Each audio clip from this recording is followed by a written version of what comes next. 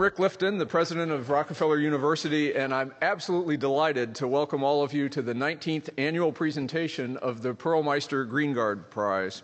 This is one of my favorite annual events in which we honor memorable and remarkable women from around the world who are forging new paths in biomedical research. It's just great to see so many of you in the audience today, and I also want to send a special welcome to everyone who is joining us virtually.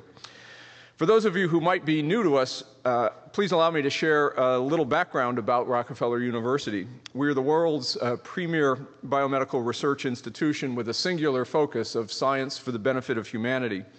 The university was founded in 1901 by John D. Rockefeller, who recognized that the major limit to preventing or treating disease was a lack of understanding of their fundamental causes. Many of the most powerful discoveries of the last century in biomedicine have occurred here at Rockefeller, including the discovery that DNA is the chemical of heredity. This breakthrough, of course, has been the cornerstone of the extraordinary convergence of science and medicine that we are witnessing today. In our 121-year history, 26 of our professors have won the Nobel Prize in fields of medicine or chemistry, a number that is remarkable in its own right, but particularly remarkable when you consider that there have only been 255 professors in the history of Rockefeller. And Rockefeller faculty have won the Nobel Prize in medicine in 3 of the last 11 years and 6 of the last 23 years. Remarkable testimony to the impact of research on our campus. While we at Rockefeller have a remarkable history to celebrate, at this annual event, we celebrate and honor researchers from outside our institution who have made transformational contributions to biomedical science. The Pearl Meister Greengard Prize was co-founded by the late Dr. Paul Greengard and his wife, the celebrated sculptor Ursula von Riedingsvard, who I'm delighted is here with us today. Paul Greengard was a giant in the field of neuroscience. He received the Nobel Prize in Physiology or Medicine in the year 2000 for his crucial discoveries about the mechanisms of transduction, signal transduction in the brain that regulate the activity of neurons. His work has shed light on the causes of neurological and psychiatric diseases, including Parkinson's disease, depression, schizophrenia, and Alzheimer's disease. He and Ursula donated his monetary share of the Nobel Prize to establish today's prize. Their decision to do this was driven by Paul and Ursula's passionate desire to see women scientists appropriately recognized for their contributions to science. He named this prize in the memory of his mother, Pearl Meister Greengard, who died giving birth to him. This was his way of keeping her legacy alive. Paul and Ursula's vision and generosity inspired Friends of the University to add their own support to this prize, which now includes a $100,000 honorarium for each recipient. Since 2004, there have been 23 recipients of this prize, all of whom are brilliant and innovative scientists who have helped to shape biomedical research over the past half century. Their achievements span a broad range of fields, among them molecular biology, chemistry, cancer research, immunology, biochemistry, genetics, biophysics, and neuroscience. I'm pleased to acknowledge my colleagues on the Pearl Meister Greengard Prize Selection Committee who are joining us today. We're fortunate to have such a distinguished group of scientific leaders taking part in the selection process, including 3 Nobel laureates. The complete committee list can be found in your program. This year, the committee chose to recognize another truly remarkable scientist, Dr. Catalin or Catalin Kurico, who has spent decades pursuing the goal of using messenger RNA, or mRNA for short, in vaccines or as therapeutics. The ultimate success of her efforts resulted in one of the most important developments in the history of biomedicine: the rapid development of safe and effective mRNA vaccines that direct the immune system to prevent and stop the spread of the SARS-CoV-2 vaccine, the cause of the global COVID pandemic. I will elaborate further on Dr. Kurico's remarkable history and contributions later in the program. I note that we have the special privilege of honoring Katie again tomorrow at our annual convocation, where she will receive an honorary degree from Rockefeller University, along with another champion of the COVID pandemic, Dr. Anthony Fauci, as well as Rockefeller trustee Mrna, Lulu Wang. I'm also delighted to extend a special welcome to Katie's daughter, Susan, who is joining us today. Susan is exceptionally accomplished in her own right. She has been one of the world's most accomplished rowers, a two-time Olympic gold medalist for the United States, and a five-time world champion. Susan, we're delighted that you are here to join us today. Before introducing our guest presenter this morning, I want to draw your attention to some new features you may have noticed as you entered. In the Abby Aldrich Rockefeller Reception Hall, there is a beautiful new permanent exhibit showcasing the recipients of the Pearl Meister Greengard Prize. Installed last year, this striking array is composed of dichroic glass, which produces a dazzling display of colors from each panel depending on the angle of the transmitted light. Each plaque of the installation displays the name and likeness of the recipient, a summary of her landmark discoveries, and the name of the distinguished presenter of that year's prize. We will continue to add to this exhibit as new recipients are honored, as for today. The lobby of this auditorium, just outside the entry, also features a new installation honoring Rockefeller scientists who have been recognized with major national and international awards, including the Nobel Prize, the Lasker Award, the Breakthrough Prize, the Gairdner Award of Canada, and the National Medal of Science. Current women faculty members Titia DeLange, Corey Bargman, and Elaine Fuchs, all of whom are here with us today, are among the noted award recipients.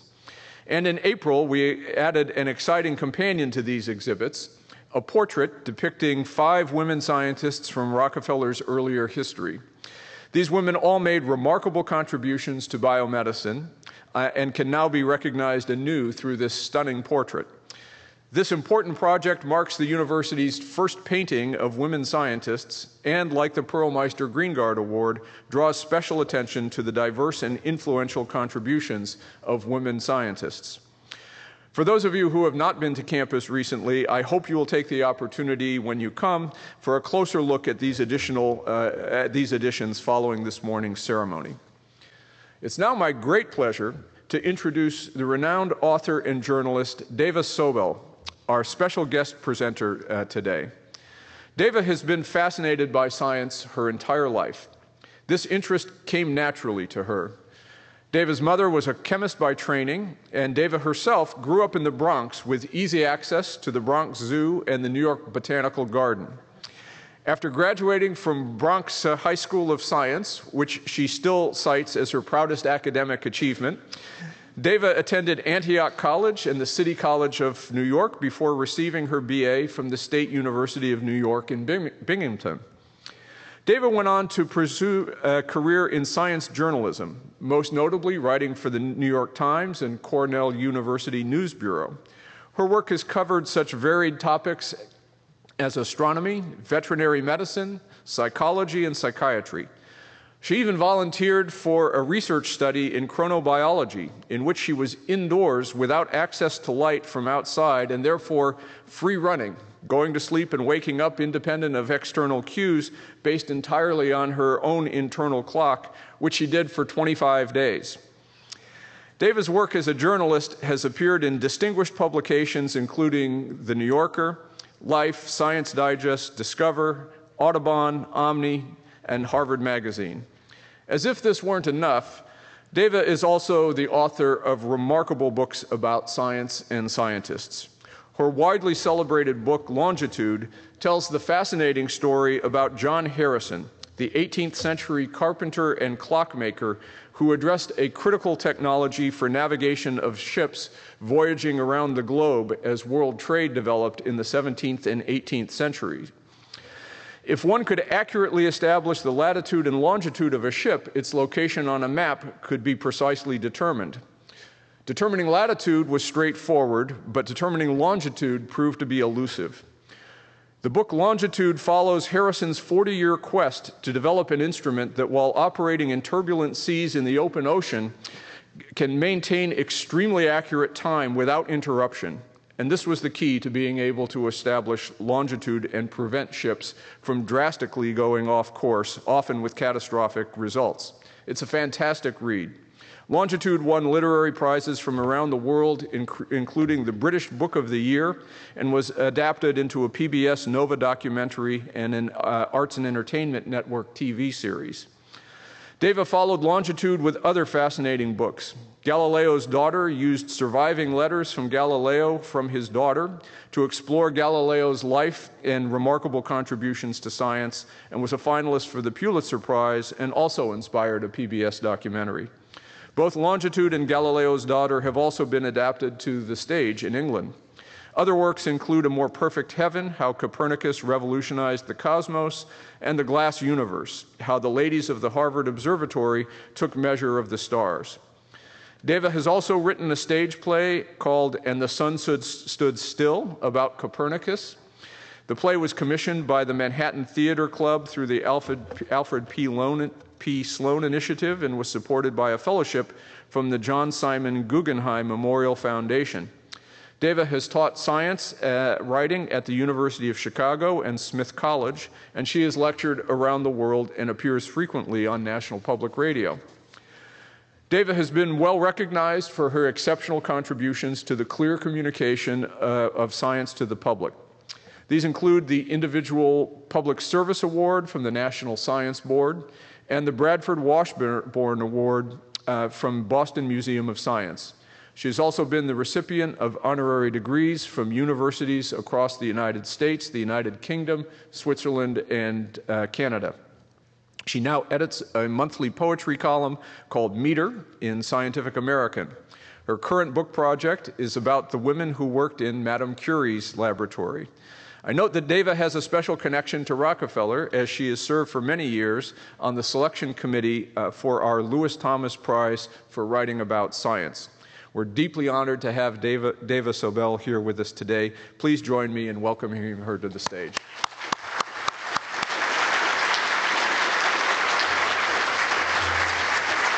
Thank you so much.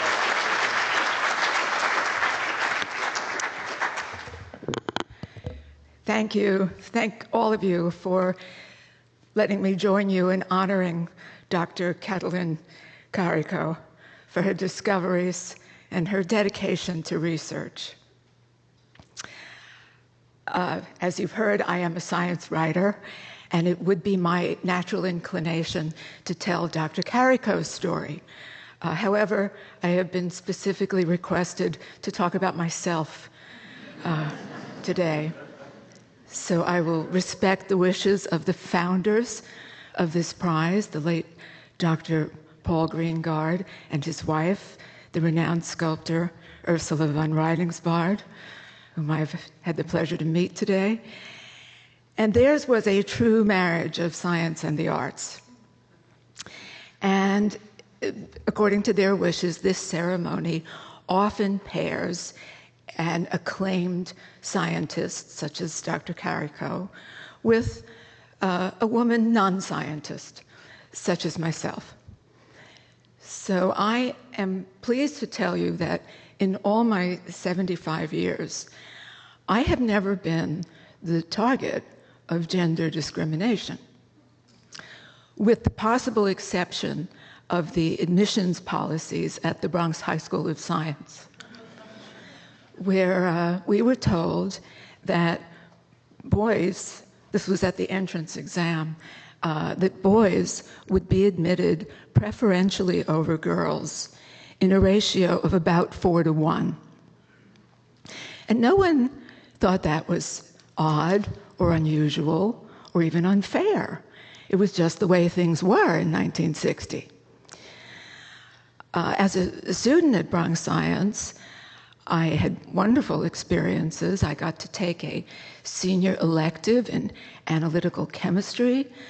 I also took special English department classes in dramatics and creative writing. And I've often wondered why none of my teachers or advisors ever suggested a career path in science writing. It would have saved me so much trouble. Possibly they were as ignorant of that option as I was at the time.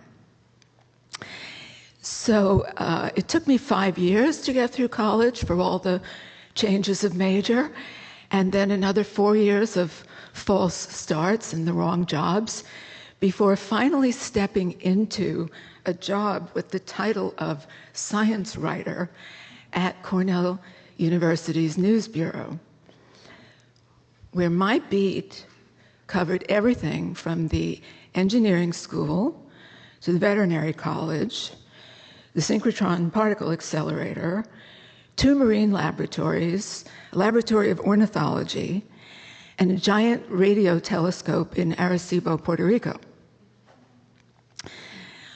What I learned on the job as Cornell science writer, interviewing faculty from all those different fields, outweighed my entire formal education. Since leaving Ithaca in the mid-1970s, I've worked almost exclusively as a freelance writer.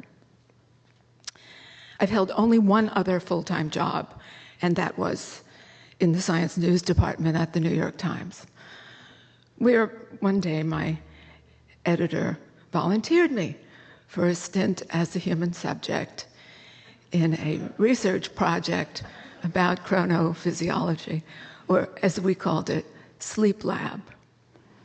So this assignment required me to spend 25 days and nights in a specially outfitted observation suite at Montefiore Hospital in the Bronx, never knowing what time it was. The goal was to see what would happen to me, to my circadian rhythm, to markers in my blood and urine, in the absence of any time cues. So I had temperature sensors plastered all over my arms, legs, torso, also had a rectal probe. I had a catheter from which the team drew frequent blood samples. I later learned the frequency was approximately every 20 minutes. At night, the tube from the catheter was passed through a hole in the wall next to the bed, so the sampling could continue while I slept. Also at night, I was wired with electrodes on my face and scalp to chart the stages of sleep. It was a singular experience. I was the first woman to be tested in that facility. And I think the reason the researchers accepted me was because they anticipated some positive publicity from hosting a Times reporter. What were they thinking? Before my participation, they had intentionally excluded women out of a concern that the menstrual cycle would mask other, more subtle patterns of interest. I'm often struck by how little research is conducted on women or on females of any species, as though males don't have hormones. I do want to single out, I can't see where they are, but I have 2 special guests here today. My young cousin, Dr. Connor Gruber, who has recently completed the MD PhD program at Mount Sinai. And after lunch, he's promised to tour me through his lab. And also my editor, publisher, and very dear friend, George Gibson, who is now at Grove Atlantic. George and I met after he read an article I wrote for the Harvard Alumni Magazine about that quirky subject, the historical struggle to determine longitude at sea. And George thought that was a good topic to kick off a new series he had in mind. This would be a series of science books for people who didn't necessarily identify themselves as being interested in science. And I think it's fair to say that the book resulting from that invitation, Longitude, wildly exceeded our most optimistic hopes and continues to do so. For one thing, it's still in print, nearly 30 years after publication. Longitude was about a male scientist. All my books have been about male scientists, with the exception of the most recent one, The Glass Universe, which came out in 2016. That book was all about women. And in the course of researching and writing this story of female astronomers, I discovered my own latent misogyny. Over and over, I was surprised by what these women had achieved. I had a lot of fondness for them as heroines of my story, but I really hadn't expected so much from them. In fact, I underestimated them egregiously. And I think the reason is that I absorbed a cultural message along with all the advantages that I've enjoyed. The male is the norm. The female is an aberration. When I completed the manuscript for The Glass Universe, I invited a number of experts in the relevant specialties to read all or part of it for technical accuracy. And one of those people was Alyssa Goodman, who holds a named professorship of astronomy at Harvard.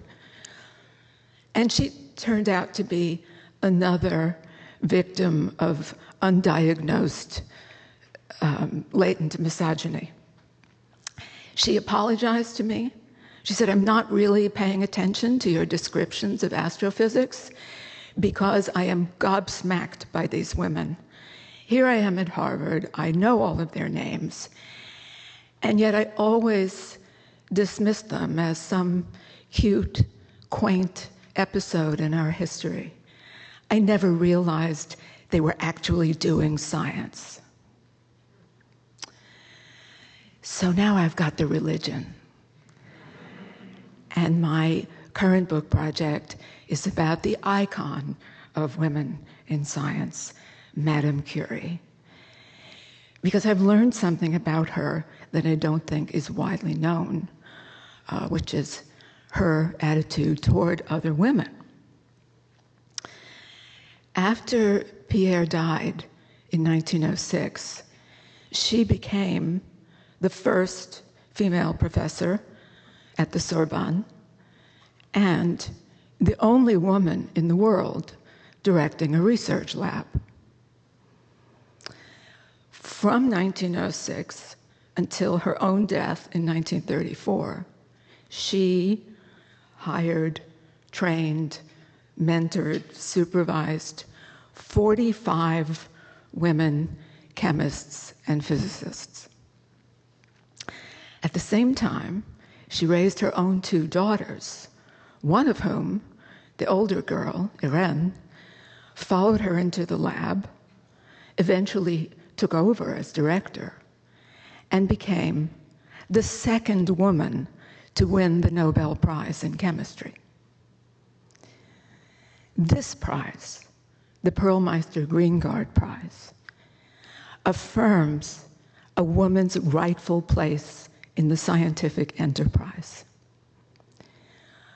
By its very existence, by its description, by its design, by its distribution through the Rockefeller University, it proclaims There is no shortage of outstanding women scientists.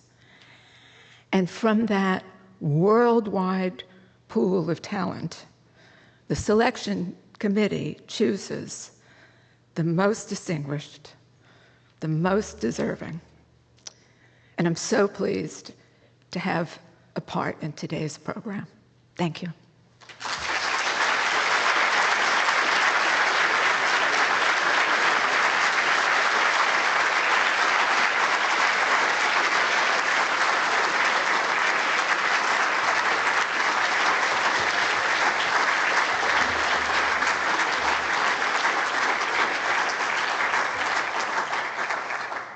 Thank you so much, Dava, for that spectacular presentation, and can't imagine a better description for why this award was developed and how proud we are at Rockefeller to be its host.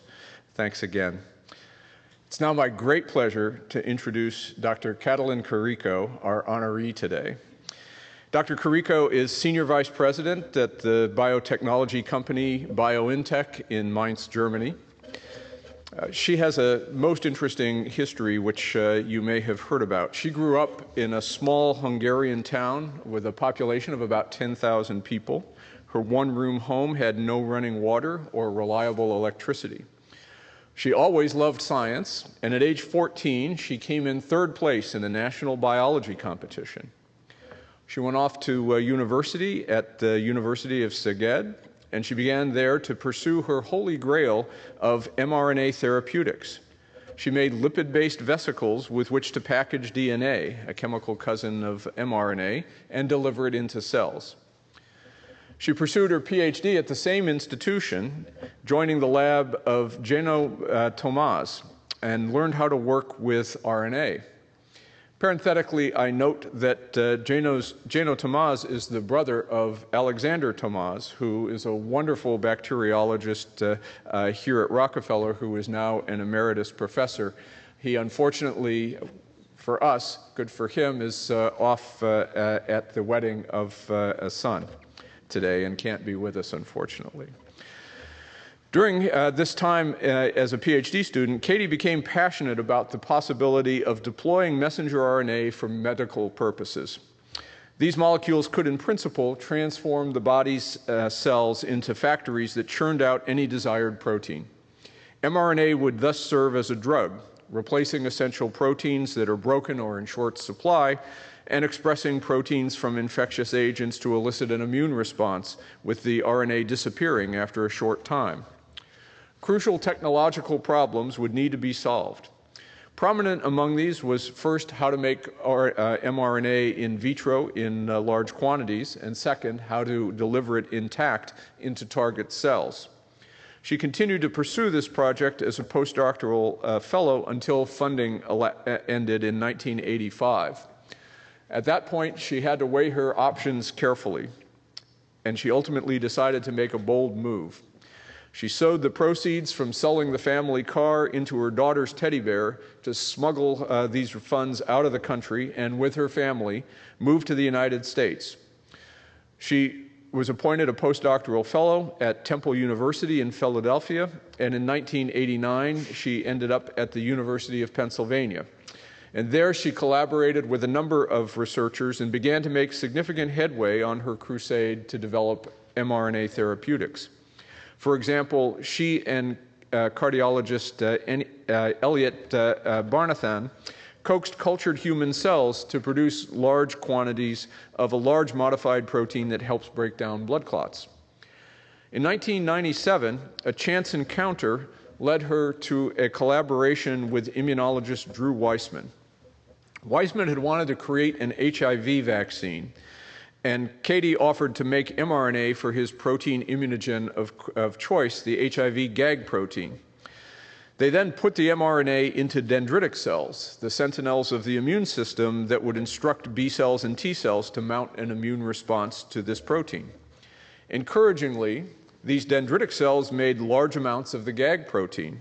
Disturbingly, however, the mRNA triggered production of the innate immune system, triggering a toxic release of inflammatory cytokines that can cause serious illness and even death. This seemed an insurmountable hurdle. Many others working in the field decided this was a dead end. Grant applications by the dozen were rejected. While many people working in the field moved on to other areas, Katie did not, even though experimental failures mounted. To try to overcome this program, Dr. Kurico had the inspired insight to consider how RNAs that were made in human cells were protected from activating the immune system. She recognized that a simpler class of RNA found in every cell, called transfer RNAs or tRNAs, that are involved in decoding the instructions in each mRNA of what proteins make, commonly had modifications in the nucleoside building blocks, the A's, C's, U's, and G's that comprise their RNA. Katie wondered if these modifications might cause the immune system to recognize these RNAs as friends, not foes, like an invading infectious agent.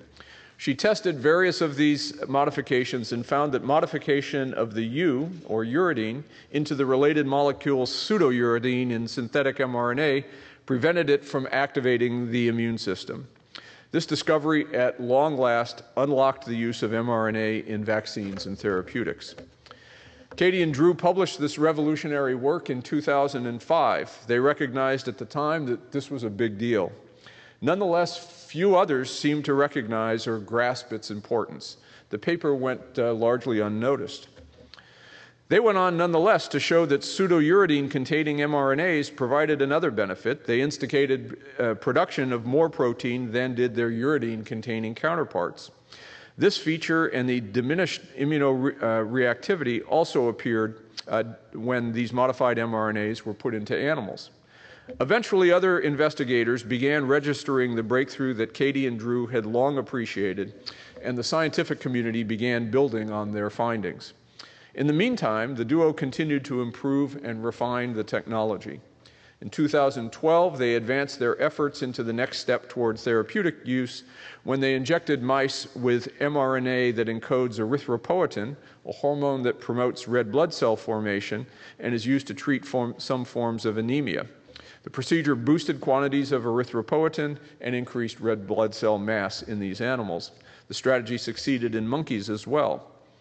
In 2013, Katie moved to the company BioNTech in Mainz, Germany, to continue development of this technology. This and other work uniquely positioned her to respond swiftly when the SARS-CoV-2 pandemic hit. BioNTech, in collaboration with Pfizer, and Mrna, which also exploits mRNAs with the modifications that Katie discovered, created potent vaccines against this viral scourge in record time and rushed them into human clinical trials. When this happened in the winter of 2020, there was tremendous concern about how long it might take to develop an effective vaccine, and indeed whether vaccines might even enhance the infectiousness of the virus, for which there was precedent. The FDA set a modest requirement for how well these vaccines would have to work to gain approval for their use in the general population. They set the bar at a 50% reduction in symptomatic infection in people who were vaccinated compared to those who were not. When the results of the phase 3 clinical trials of the BioNTech Pfizer vaccine were announced on November 18, 2020, the results were simply astounding. The vaccines reduced symptomatic infection by 95%. The Mrna vaccine produced similar results shortly thereafter. Many other vaccines, in contrast, at one point there were over 100 vaccines in clinical development, failed in development or proved to have much less efficacy, and in some cases significant adverse effects occurred. Vaccination of the public began shortly thereafter. Since that time, in the US, 67% of the population, 221 million people, have been fully vaccinated. The overwhelming majority with the BioNTech Pfizer vaccine or the Mrna vaccine.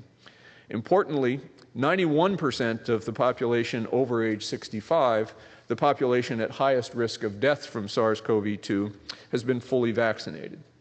Worldwide, Pfizer has plans to have distributed nearly 2 billion doses of the vaccine by the end of this year. Worldwide, now a dozen vaccines have come into clinical use, none with results that match those of the mRNA vaccines. Interestingly and unfortunately, the SARS-CoV-2 virus has proved adept at mutating very rapidly. And this, as you all know, has resulted in successive waves of infection, including Delta last summer, Omicron this winter, Omicron variants BA.2.12 currently, and BA.4 and .5 on the horizon. While these viruses are capable of causing infection in people who are vaccinated and boosted, they remain highly protective from hospitalization and death. Indeed, in the United States, severe COVID is largely a disease of the unvaccinated population, a tragedy of our public health system. These vaccines have already saved millions of lives around the world and will continue to do so. And modified mRNAs hold tremendous promise in other medical arenas as well. While the scientific community may have been slow to recognize the importance of Katie's discovery of how to safely administer synthetic mRNA to humans, it was easy to recognize the tremendous impact of this discovery on the timeline and efficacy of the SARS-CoV-2 vaccine. In January 2021, barely a month after the emergency use authorization of the Pfizer vaccine by the FDA, the Rockefeller University Honorary Degree Committee met, and it took about 10 minutes to decide to offer Katie an honorary degree at this year's convocation. Following shortly thereafter, the meeting of the Pearl Meister Greengard Award came to the same conclusion, and I got to know Katie well over the phone from calling her periodically. And of course, we were not alone in recognizing the extraordinary importance of Katie's discovery on human health. She has received virtually every high-profile science prize in the last 18 months, including the Lasker-DeBakey Clinical Medical Research Award, the Breakthrough Prize in Life Sciences, the Vilcek Prize for Excellence in Biotechnology, the Paul Janssen Award in Life Sciences, the Canada Gairdner International Award, and the Paul Ehrlich and Ludwig Darmstadtler Prize. While she's here in New York, in addition to her 2 stints here at Rockefeller, she received recognition among the Time 100 most important people in the world over the last year, and several other engagements during her time here. We, of course, are delighted to be adding the Pearl Meister Greengard Prize to this illustrious list here today. I hope you picked up a copy of Katie's profile as you came in this morning to learn more about her remarkable career. The profile was written by science writer Evie Strauss, who has profiled all of our previous recipients. And now, Katie, would you please join me at the stage as we read the prize citation? And Dava, will you please also come up? Katie, why don't we have you here, and Dava, you can come over to this side. So, Catalin Kurico, you are being honored for discovering how to use mRNA for vaccines and therapeutic purposes, an advance that enabled the rapid development of safe and effective COVID-19 vaccines amid a global pandemic.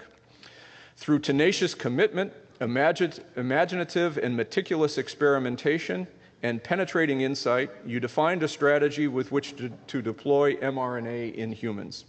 This required tracking down a dangerous immunostimulatory component and making an inspired discovery that circumvented this hazard. You toiled relentlessly to bring this technique into the clinic. Your foundational work was crucial in delivering vaccines that have saved millions of lives while offering possibilities for the introduction of scores of other therapeutic applications.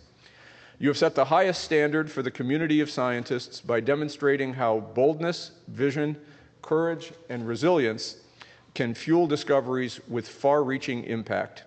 Today, I'm presenting you with the 2022 Pearl Meister Greengard Prize. We recognize and thank you for illuminating the inflammatory basis of synthetic mRNA, inventing a method to circumvent it, and providing a linchpin for mRNA-based vaccines and therapeutics that have sparked a medical revolution. Dava, please. I am honored, truly honored, to present to Dr. Katalin Karikó the 2022 Pearl Meister Greengard Prize, an award recognizing outstanding women in biomedical science. This is for you. Thank you. Come over here and take the photograph.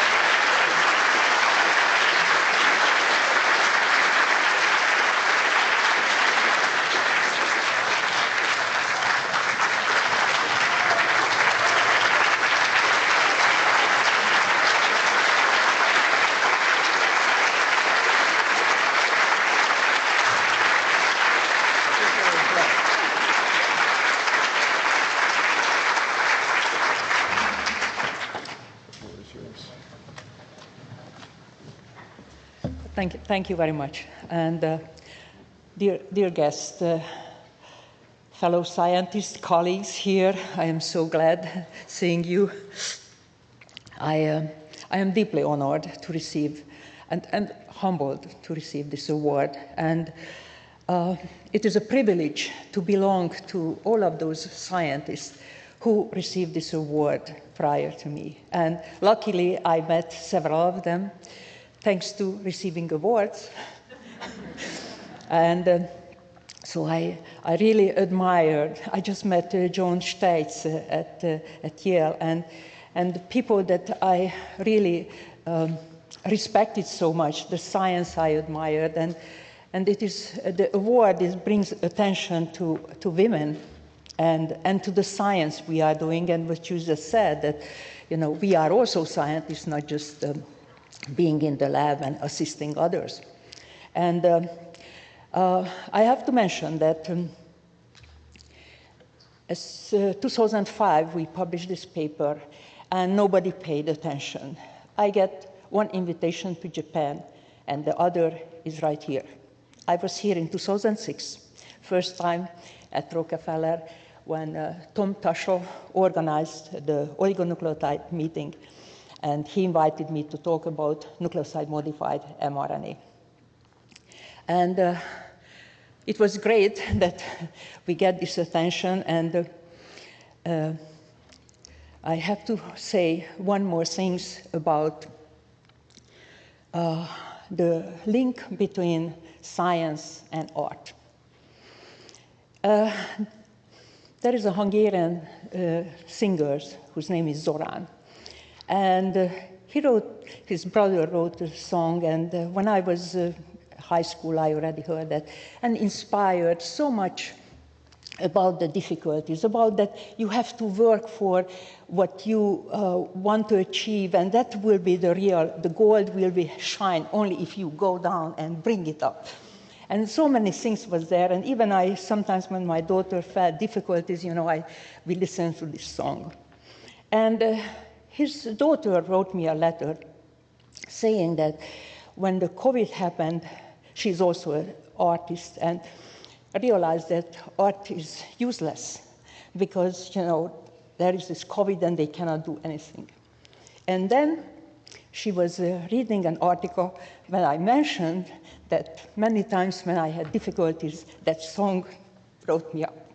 And then she realized, yes, everybody, the artists, the scientists, all have a role. So just to mention that science and art has its role. And so, as you have mentioned, I have a very humble beginning, and again, my example just showed that doesn't matter how far, how little you get, you start your life, if you focus and you believe in yourself, you can achieve so much. And I never crave to be in the spotlight, I didn't want to be an actress, let's say. Even in elementary school, I was not saying, those verses, and, I didn't like. I like to be in the laboratory and solving problems, asking questions, but getting in the spotlight now that I feel this responsibility, to bring attention, first of all, as being a scientist and woman and an immigrant, so bring attention to our cause and our importance in science, and also that we have to educate the public about what the scientist is doing. So I try to talk to reporters and explain to them, because we have not done that. And if you go to the street and you ask, can you name a scientist? You know, probably here they say Einstein, but you say somebody who's still alive, probably they don't know. And so as a scientist, we have to bring attention to that, because people in the morning taking pills, you know, which save their lives, and they never ask us, who come up with that, you know? And so our responsibility also educate the public, because we realize that why people are not taking, you know, the vaccine, because they don't know what we are doing. So I have to mention one more thing. I never wanted to make a vaccine. I always wanted to use the mRNA for therapeutic, that coding for a protein which will, you know, not enough, in not the right place, and would help people. Because I realized that not most of the people have no genetic diseases. You know, we have aches and pains. Right now, I have also some in my back, but so we will need just something transiently overexpress a protein, and then that's what it is. And so it just happened again, telling you that who are scientists, you are working on something. You might just hope that somebody will take on and develop to something. And you know, I never expected in my lifetime that you know, it will be happening. But when you know, Mrna gets so much money, I realized that maybe, you know, we can have this modified RNA to the clinic. And even, you know, I was somewhat sent away from 10 years ago from Penn. But again, I focused on what I can do and went to BioNTech, which was, you know, in a campus at that time. And so try to use the messenger RNA coding for therapeutic protein. And this would be, you know, some aches and pains and other things to solve. And it is just happening that ending up in something else. And then all of the scientists here, you know, just, they have to hope, because that what they are doing a good work, and maybe somebody will take on, or in their lifetime they can see the result. But when I accept any prize, even today, I think about all of the many scientists who, similarly to me, worked for years, decades, and did good job, but not appreciated. But I was confident what I was doing is good and helpful, and expected that one day it will be helping somebody.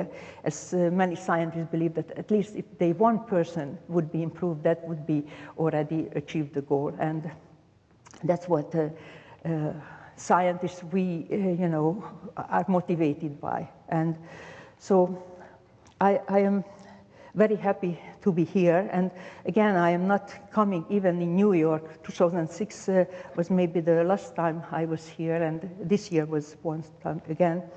But it is wonderful to be here, and I greatly appreciate that I received this award. And even I get several awards now. The major things which happened is that during award ceremonies, I met wonderful people, wonderful women. We met Corey in Tel Aviv, and Jodie Cantor, and Joan Steitz I met at Yale, and learning, and those people who I admired also for their work, and meeting them and realizing that how many women became so powerful, and scientists like physicists and chemists I met in Europe when I received the award, and realizing that we are getting there, you know. We are not just assisting others, we are leading. And so with that, thank you very much again for giving me this award. I greatly appreciate it. Thank you. Great, Katie. That's terrific. Why don't we have a seat?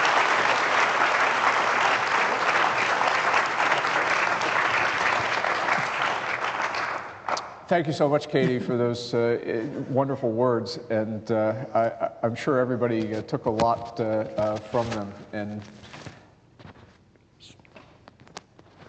I think the clip just fell off. Maybe we can get that fixed, or we can hold it. No, I can hold it. Yeah, I think that's fine. Todd, I think we'll be okay. We'll be okay. Thanks. So, I want to pick up on a few of the things that you mentioned. You know, one of them was you made the point that you had never thought or had never aspired to make vaccines. And thinking about therapeutics, now that you have so much experience in the industry, what are your thoughts about the future of mRNA as therapeutics outside the world of vaccines? So actually, Mrna started even injected messenger RNA for therapeutic purposes to treat heart failure when they started in 2018. Injecting messenger RNA to the heart, VEGF-A, which generate new blood vessels. They also use VEGF-A for necrotic wound healing. Its clinical trial started in 2018, so well before we had vaccine. And at BioNTech, we also started for injecting messenger RNA coding for 4 different cytokines into the tumor to make the cold tumor hot. And this went on clinical trial with Sanofi before even vaccine was. So that mRNA, that's because the mRNA not code for antigen, so it is a therapeutic. Mm-hmm. And so all of these were already ongoing clinical trial, just most of the people were not aware. Only those people who were, coming to the RNA meeting we have last 10 years, they would know, but those were like 300 people, and they already could, they were already presented there, even vaccines that try to, in human, not human trial, it was animal studies, was for like malaria and many other diseases. And today I just read also Moderna just started influenza phase 3 trial. The first patient was injected. So there are more and more studies we can hear today on the television or somewhere. But at that time, before the COVID, we didn't know, most of the people didn't know about that already these trials were ongoing. So these are therapeutic purposes, were like the VEGF-A and the Yes, so I don't think there's anybody in the world who has not heard now about the potential role for RNA in vaccines, and growingly we'll look forward to advances in therapeutics. I want to come back to your life and thinking about when you left Hungary and came to the States. It obviously must have been a challenging time for you, particularly in a vulnerable position of needing employment to keep your position in the U.S. I'd be interested to hear about the struggles that you had along the way to get to where you are now. I think it would be useful for many women in our audience to hear about some of the challenges you faced. Yes. So actually, I can mention to the teddy bear story, that we did not put it there because we didn't have a purse. Mm-hmm. It was, we couldn't carry, only just $100 were allowed to take out from the country. And we needed another 1,000, so that was how we started our life here. And of course, who's immigrant here, and there are some, about half our faculty. Yes. So those, just imagine that in 1985, we had no credit card, we had no cell phone, some of them. So everything is missing, and we just leave the country. And coming here to, I didn't even see a person who knew Professor Suhadolnik, who invited me. So I asked him to describe himself. He said 6 feet. I even had to calculate whether he's tall or short because I was not familiar with that. So that, he was tall. And we arrived, and so there is nobody. We didn't know anybody, and so many people might have that. And so we had to start, and then it was difficulties because, you don't know the rules, you don't know many, many things. And you just like, in the deep water, and you have to learn to swim, and actually the water is just rushing through you, and then you just, that's what the experience, but it makes you a different person, because you don't give up after that. You survive that, and others survive, and then makes you hard. And of course, the difficulties is because, I had to return to Hungary, because this was, for 2 years only, and so getting out of that, and it was also difficult. And what other thing is, when we went to a meeting, and my colleague Elliot Barnett and met all of his friends, I didn't have any colleagues. I went to meetings, I didn't know anybody, and I just wished, I was envied that, people are meeting. But that's changed now, that if I go to the RNA meeting, people would know me. So, but it took time. I'm interested. It took obviously longer than you might have anticipated to go from a brilliant conception to a reduced to practice idea, and there were many steps along the way. I want to particularly ask you about the experience with dendritic cells, because on the one hand, it looked like a big success, and then you discovered that dendritic cells were making all of these inflammatory molecules in response. Yes, so indeed, I met Drew Weissman at the copy machine. It was 1997 or 98, and if it would have been 2002, actually I don't meet him because I digitally downloaded all papers and never Xerox anything. So, but at that time I did, and he said that I work with the dendritic cells. I thought, because it is a dendrite, probably some neuron. And so that's what also important to say, that I learned most of the immunology from him, vaccinology from him, and I educated him on RNA. So it was also very lucky that he had he made human dendritic cells, and I am telling you that we do work shoulder to shoulder. So, okay, even 10 years ago, I cultured the bacteria, isolated plasmid, linearized, made the RNA, pick up the radioactive material or whatnot, defrost the freezer, everything I did myself. And Drew also, he seeded the cell, and we looked at the data. Because I did not have ever, postdocs and have. And so it was important that he made this human dendritic cells, because it was very, very sensitive for RNA. Today we know why. Because it has, toll-like receptor 8, and actually the mouse is less sensitive. And today we also know why human, with the conventional RNA, why they are more sensitive, and why the conventional RNA more toxic. So the importance. But this dendritic cells was critical, and then when he told me that, oh, that's so good, this RNA, at that time it was not modified, that's so wonderful because it makes so much protein, activated everything, and then I was like, oh my God, I am 10 years almost working to make therapeutic, and turn out that it is inflammatory. And I want to develop a project together with David Langers for treating patient with subarachnoid hemorrhage and other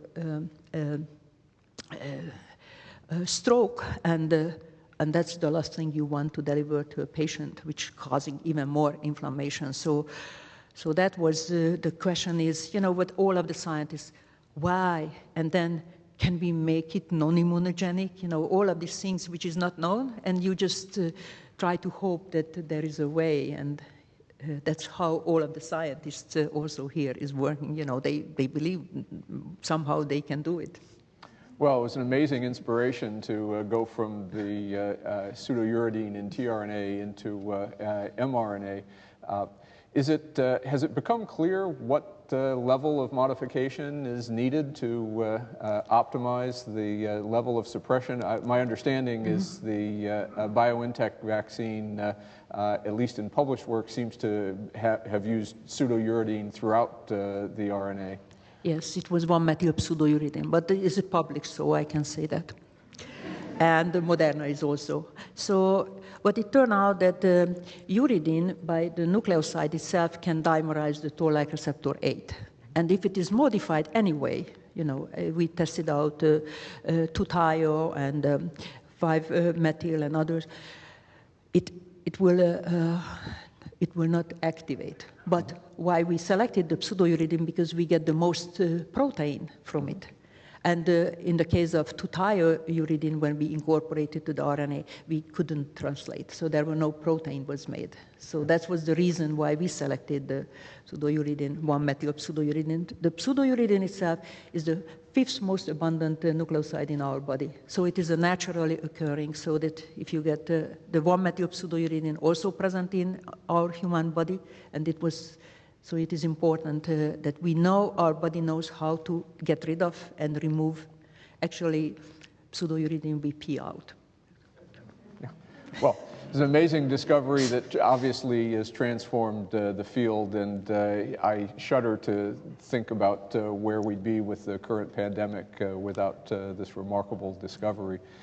I did want to ask you, as a woman in science who has a remarkably accomplished daughter, advice. There are many scientists in the room, women scientists, who either have young families or are at an earlier stage in their career, who are thinking about the challenges of balancing career as a mother and as a scientist, and interested in your experiences and any advice you would have for these women. I don't know whether the government is listening, but I can give an advice. So what we need is affordable, high-quality childcare.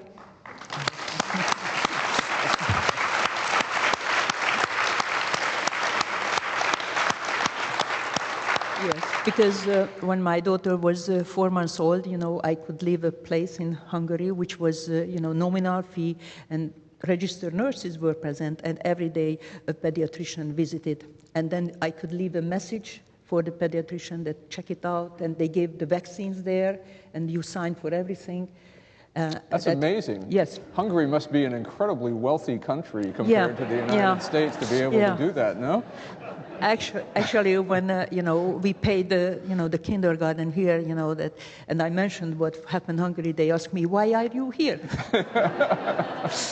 Yes, so that would be important, because right now, fellow women scientists can afford to have family and research if have enough money, But I also told the girls today, this morning, select a good husband.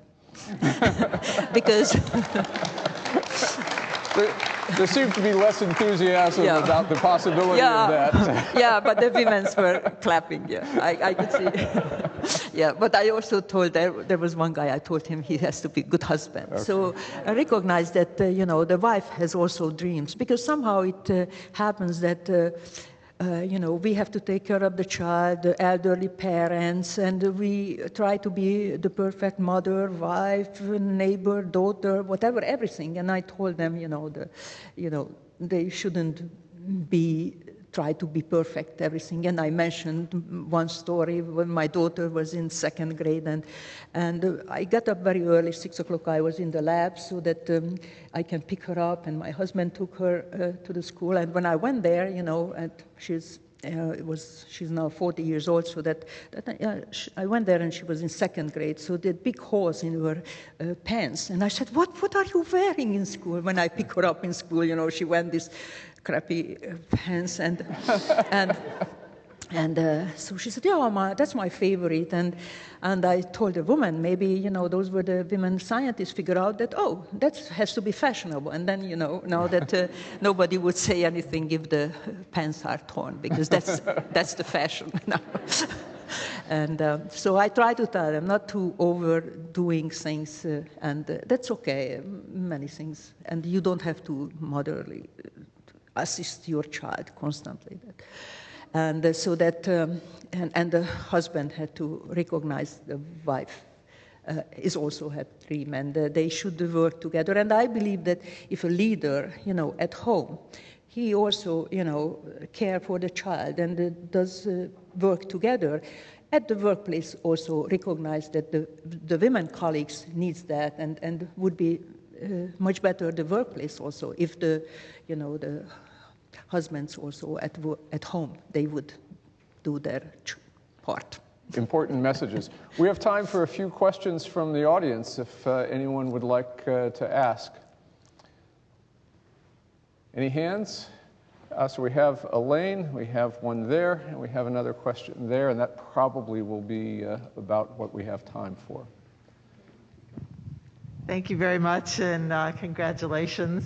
And the question that I was wondering about, whether you have a thought, is that in the vaccines, quite a few, well, a considerable number of generally young people who get the vaccine also end up with myocarditis.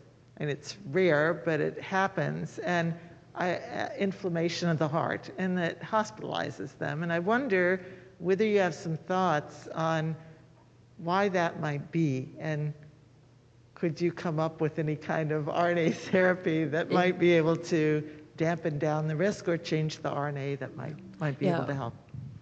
So I am working in a laboratory. I'm not a physician, and I'm not even vaccinologist. I said, in these days, many other people are, but as the Novavax trial just showed, Novavax trial used the vaccine, and today I think the emergency approval they got.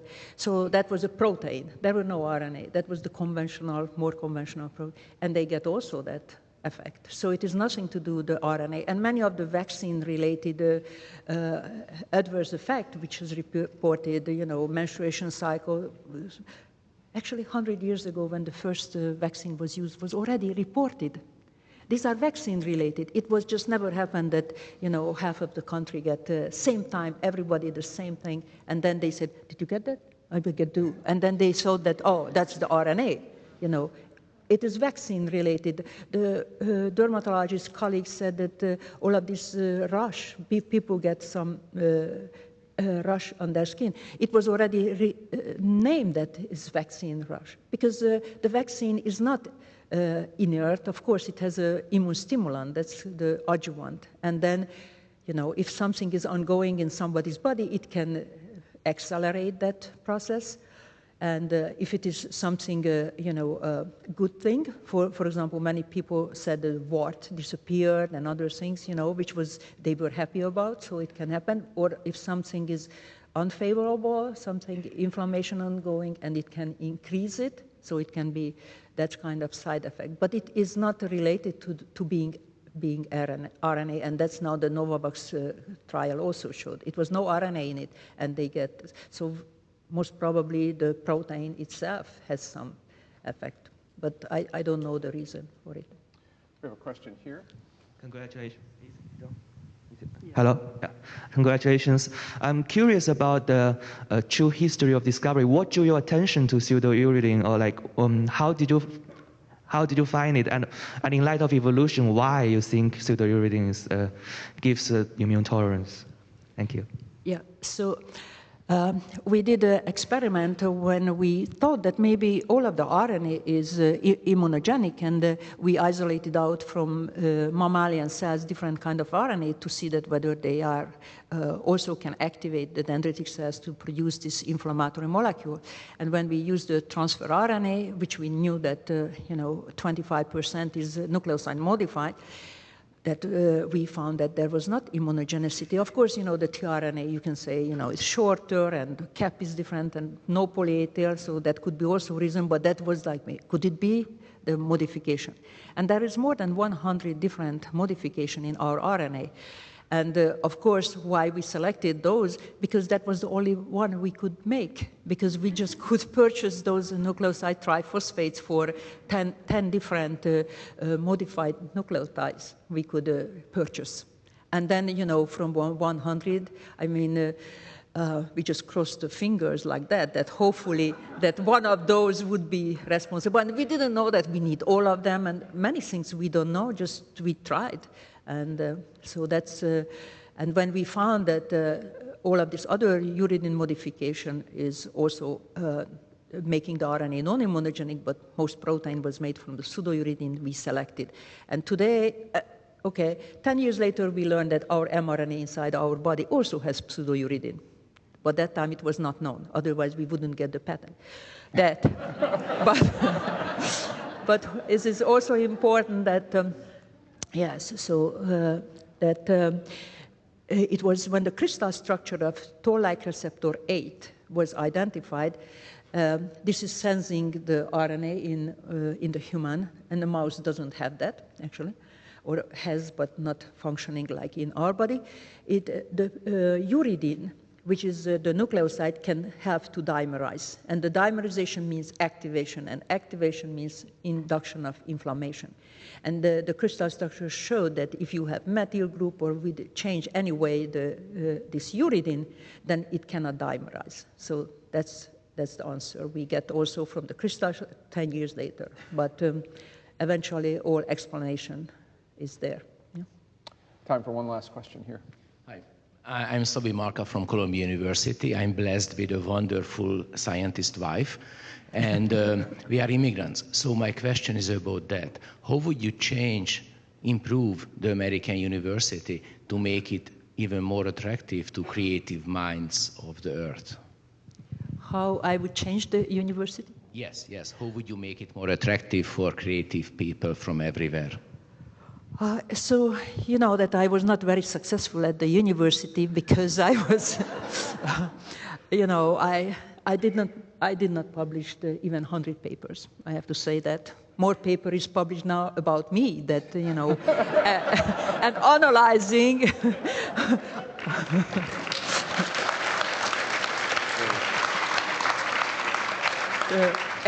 Explaining, you know, why I couldn't succeed, and the Harvard Business Review said that I had to be away from where the money, the fame, the prestige, somewhere where no money, no nothing, because they said that the freedom is there if you are too close to the center. So in the university, what is valued is, you know, grant, more paper, more grant, bigger group, and the promotion is coming, and so this is how it works. And since I was demoted early on, and I never get, I could not manage to successful in the university, and found when I went to BioNTech, it was so uplifting that not anymore it was important that how many papers you had to have a product which helps somebody, which